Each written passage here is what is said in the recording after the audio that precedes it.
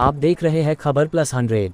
भिवंडी के येवई गांव में गोदाम निर्माण के कारण प्राकृतिक नाला छोटा होने की वजह से गांव के कई घरों में पानी घुस गया। इस घटना का विवरण इस तरह है कि भिवंडी के ग्रामीण इलाकों में रात से हो रही भारी बारिश के कारण कई गोदामों के इलाकों में पानी जमा हो गया है, लेकिन पहाड़ी इलाकों में भारी बारिश के कारण नदी का पानी नालों में आ रहा है। आर के गोदाम परिसर सीमा में स्थापित किया गया है। येवई गांव में नाले को भरकर और संकीर्ण कर प्राकृतिक नाले से छेड़छाड़ की गई है। ग्रामीण वासियों का आरोप है कि नाले का पानी कोड़ने से गांव के कई घरों में पानी घुस गया है। साथ ही ग्रामीण क्षेत्र के लोगों का कहना है कि इस बात की तकलीफों का सामना करना पड़ रहा है। इस बात की शिकायत कई बार प्रशासन से करने के बावजूद भी कोई कार्रवाई नहीं की गई हो रही है। गांव के घरों में बड़ी मात्रा में पानी घुसने से घरों और खेतों को नुकसान पहुंचा है। मौके पर पंचनामा किया गया है और आगे की कार्रवाई की जा रही है। ग्रामीण वासियों की मांग है कि इन प्राकृतिक नालों की साफ सफाई कर उसका पुनर्निर्माण किया जाए। ब्यूरो रिपोर्ट शाबान शेख।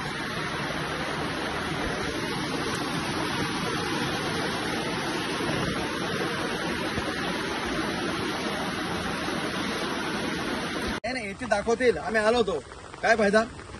बरोबर. तुम्ही तुमचे जुने नाले करा ना, जुने नाले होते का नाही? तुम्ही परमिट देताना त्याला कोणी अडवलं पाहिजे, तुम्ही अडवलं पाहिजे होता. जो याच्यावर बॉडीवर आहे त्याने अडवलं पाहिजे ना, का बाबा हा जुना नाला पहिले कमी करा ना, मग आम्ही करा ना. हे सारे गरीब लोक आहेत, आपल्या घरात पाणी यायचे, घरात पाणी घुसतं, काही कसं जेवण करायचं? हा ते साधे बोलणार न बोलणार माणसं आहेत ती, आपण काही ते करायचं. याच्यामुळे जो नैसर्गिक नाला आहे त्याचा सगळा मार्ग त्यांनी चेंज करून हे अनधिकृत बांधकाम केल्यामुळे इतके पूरस्थिती निर्माण होते आणि आजूबाजूच्या घरांना जमिनीला पूर्ण धोका होतो, घरात पाणी जातो. याच्या अनधिकृत बांधकामामुळे इथल्या स्थानिक लोकांना खूप त्रास होत आहे. म्हणून यांनी प्रशासनाने याची दखल घ्यावी आणि माझी स्वतःची एमएमआरडीची ऑर्डर आहे, तोडायची कोणत्या प्रकारची कारवाई होत नाही याच्यावरती. येवई गावामध्ये रणधीर म्हात्रे यांचा आर्किओलॉजी वर्ल्डचा प्रोजेक्ट आहे. प्रोजेक्ट बांधून झाल्यानंतर आम्ही त्याला पहिला तर काही परमिशन ग्रामपंचायतकडून काही घेतलेली नाहीच आहे.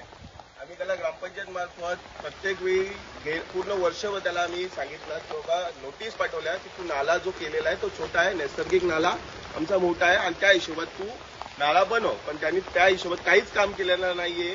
त्याच्यामुळं 5 ठिकाणाहून येणारा पाणी दिंडीगड हायवे अजून 3 ठिकाणाहून येतो. हायवेचाच पाणी, दिंडीगडाचं पाणी, असं 5 ठिकाणाहून पाणी येतो आणि पूर्ण पाणी येऊन इथेच थांबतो. इथे नाला छोटा असल्या कारणाने पूर्ण याच्यामध्ये पाणी भरला जातो. आदिवासी घर आहेत, पूर्ण इथे आदिवासी घर आहेत आणि या सर्वांच्या याच्यामध्ये पाणी जातं घरामध्ये.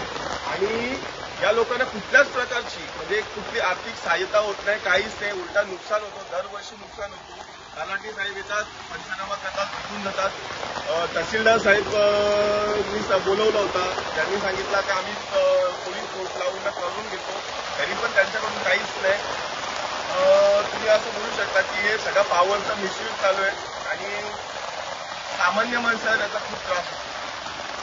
माझा एकच म्हणणं आहे, एक विनंती आहे खासदार साहेबांना. खासदार साहेब, जसे तुम्ही निवडून आल्याच्या दुसऱ्या दिवशी अनधिकृत बांधकाम बघायला कालेरला गेले होते ना, तसाच तुमच्या स्वतःच्या साईडवरती येऊन एकदा फेरी मारावी आणि आम्ही लोकांचा काय त्रास आहे आम्हाला ते पण समजून घ्या तुम्ही, जेणेकरून तुम्ही तरी काय ते तोडगा काढाल.